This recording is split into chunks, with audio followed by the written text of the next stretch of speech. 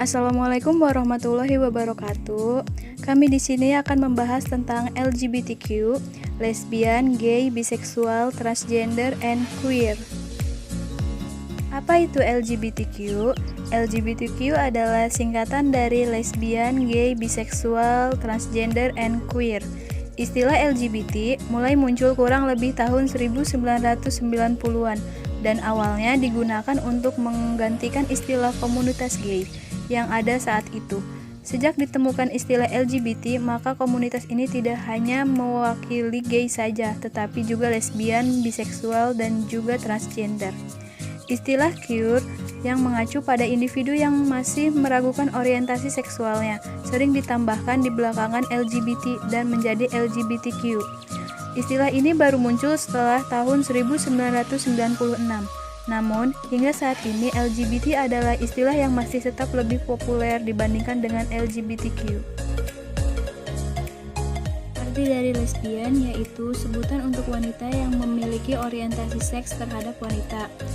Arti dari gay yaitu sebutan untuk pria dengan orientasi seks pada sesama jenis. Dan arti dari biseksual yaitu sebutan untuk individu yang orientasi seksnya bisa pada pria dan bisa juga pada wanita. Arti dari transgender yaitu istilah untuk individu yang identitas atau ekspresi gendernya berbeda dengan jenis kelaminnya ketika lahir. Arti dari queer yaitu seringkali huruf Q ditambahkan agar queer dan orang-orang yang masih mempertanyakan identitas seksual mereka yang terwakili. Selanjutnya kita akan membahas mengenai faktor-faktor penyebab LGBT. Yang pertama, faktor genetik. Alan Swartz menuliskan bahwa faktor genetik diyakini ahli sebagai salah satu penyebab LGBT. Kromosom X yang diturunkan dari ibu ke anak membawa keragaman gen yang membuat seseorang menjadi gay.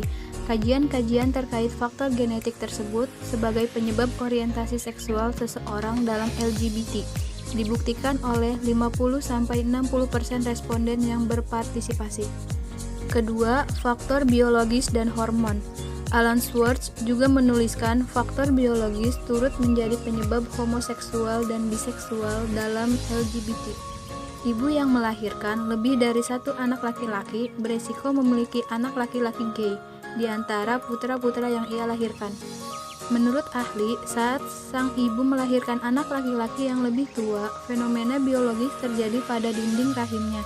Kondisi ini memicu perubahan pada janin anak laki-laki yang lebih muda dan memunculkan resiko orientasi homoseksual. Yang ketiga, faktor lingkungan dan pergaulan. Lingkungan serta kebiasaan seseorang dalam bergaul disinyalir telah menjadi faktor penyebab yang paling dominan terhadap keputusan seseorang untuk menjadi bagian dari komunitas LGBT. Masuknya budaya-budaya yang berasal dari luar negeri juga dianggap menjadi penyebab seseorang untuk ikut menjadi bagian LGBT. Budaya ini yang mengenalkan mereka apa itu LGBT. Peraturan yang mengatur tentang perilaku LGBT. Peraturan yang mengatur perihal LGBT sebenarnya tidak begitu rinci dalam peraturan perundang-undangan bangsa Indonesia. Namun pada hakikatnya ada beberapa peraturan yang menyinggung perilaku LGBT, yakni Undang-Undang Dasar 1945, Undang-Undang HAM, Undang-Undang Perkawinan, Undang-Undang Pornografi, KUHP Pasal 292 tentang pencabulan, Fatwa Majelis Ulama Indonesia atau MUI, dan Putusan MK nomor 46/PUU /XIP/2016. Semua peraturan tersebut dapat digunakan sebagai rujukan dalam pengaturan keberadaan maupun perilaku dalam kaum LGBT. Berikut ini kami akan memaparkan bahaya dari LGBT. Menurut dokter spesialis kulit dan kelamin, Dr. Dewi Inong Irana, memaparkan secara detail tentang bahaya LGBT dari sisi psikologi dan kesehatan. Menurut dia, kelompok lelaki seks dengan lelaki atau LSL atau yang dikenal dengan sebutan LGBT 60 kali lipat lebih mudah tertular HIV atau AIDS dan penularannya yang paling mudah melalui dzubur. Selain HIV atau AIDS, ada penyakit lain akibat LGBT yang tak kalah berbahayanya. Contohnya sarkoma, kaposi, sebuah penyakit baru yang belum ada penawarnya. Menurut Dr. Dewi, sarkoma kaposi adalah kanker yang menyebabkan sebagian kecil jaringan abnormal tubuh di bawah kulit, di sepanjang mulut, hidung, dan tenggorokan atau di dalam organ tubuh lainnya. Bagian tersebut biasanya berwarna merah atau ungu dan terbuat dari sel kanker dan sel darah.